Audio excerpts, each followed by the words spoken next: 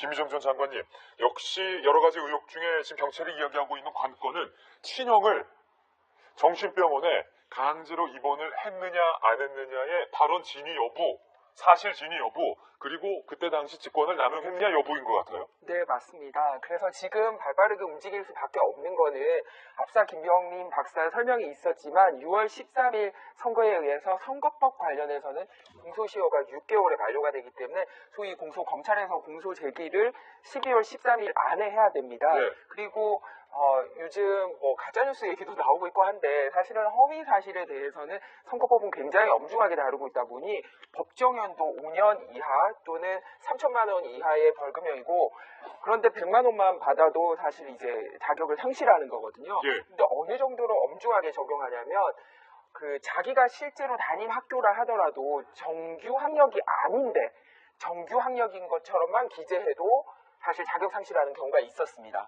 그 정도로 허위 사실에 대해서는 엄격하게 적용합니다. 그러다 보니 공직선거법상 하는 건데 말씀하신 세 가지가 선거법에 다 걸리기 때문에 그렇습니다. 왜냐하면 직권 남용을 했느냐 안 했느냐에 대한 사실을 본인이 하지 않았다라고 말한 것도 사실 선거에 영향을 줬기 때문에 선거법에 관계가 되어 있고요. 여배우 스캔들도 그런 일 없었다라고 했기 때문에 역시 선거 기간 중에 자신과 관련된 내용으로 방송 토론 중에 직접 언급한 내용입니다. 그래서 선거법에 관련이 있고요.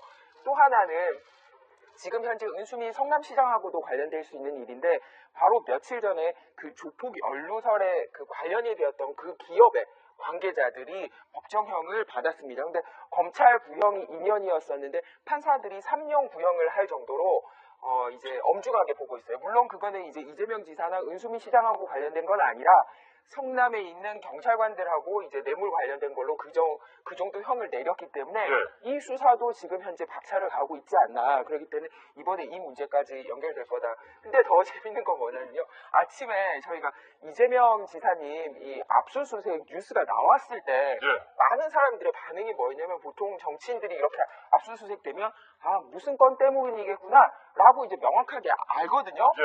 근데 뭐야 뭐 때문이야 할 정도로 혐의가 굉장히 여러 개 있었다라는 너무 많다.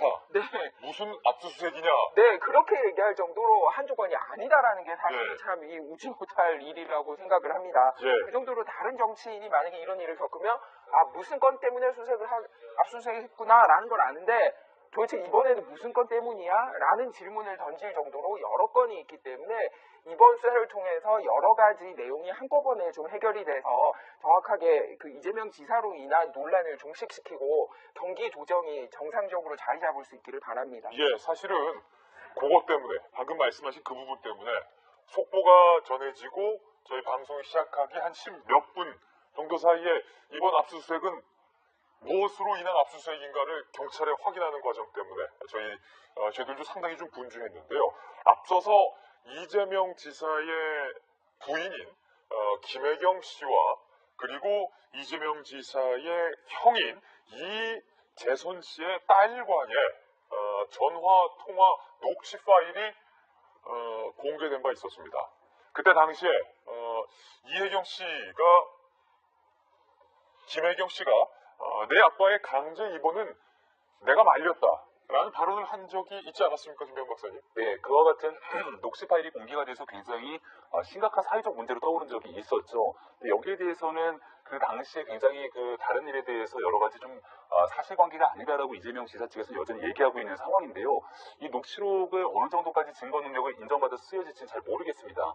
정확히 더 중요한 상황은 그 당시에 성남시청에서 일어나고 있던 일련의 사건들이 강제 입원에 대해서 얼마만큼 이재명 지사가 개입한 부분들이 있는지에 대한 여부를 확인하는 게 훨씬 더 중요한 상황이라고 생각이 되거든요.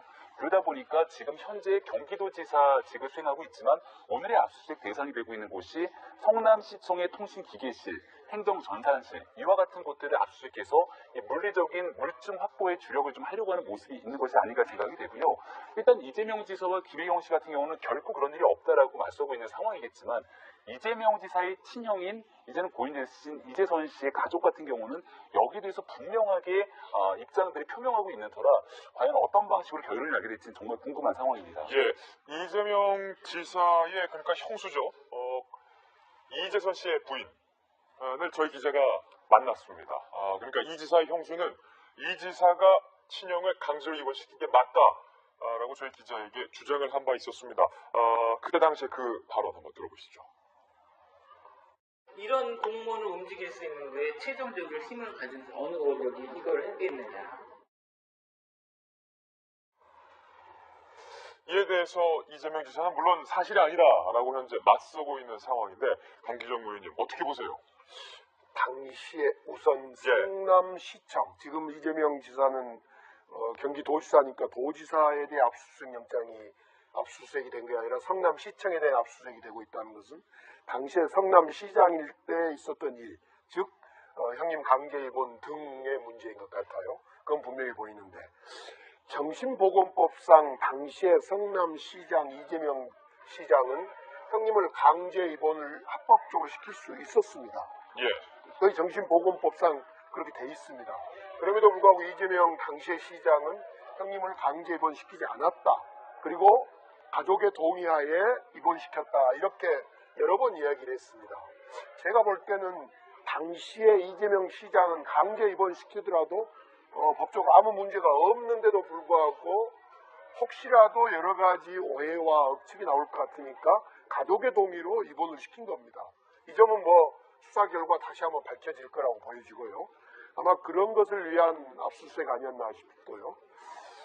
지금 우리 정부 들어서서 문재인 정부 들어서서 경남지사 드루킹 사건 때문에 김경수 지사 사무실을 압수수색했고 또 이 이재명 시장 사무실이긴 하지만은 성남시장 사무실이긴 하지만은 압수수색하고 두 번에 걸쳐서 우리 현 지사의 사무실 공간을 전현 공간을 압수수색했다는 것에 대해서 저는 이제 이 사건 이재명 그 지사 사건을 포함해서 더 이상 도정의 동력을 잃어가고 있기 때문에 빨리 결론을 내려야 된다라는 경찰의 판단이 아니었을까. 특히 신체 검증 문제까지 나오는 마당에 이재명 지사 입장에서는 인격적으로 모독당하고 있다 이런 마당이기 때문에 이 문제 김부선과 이재명 그 지사와 관계된 문제를 빨리 종료시키는 것이 도정을 원활하게 잘 끄는 일이다. 그래서 경찰이 압수수색을 하고 있는 거다. 이번 압수수색을 통해서 이 사건이 빨리 종료되기를 바라는 마음입니다.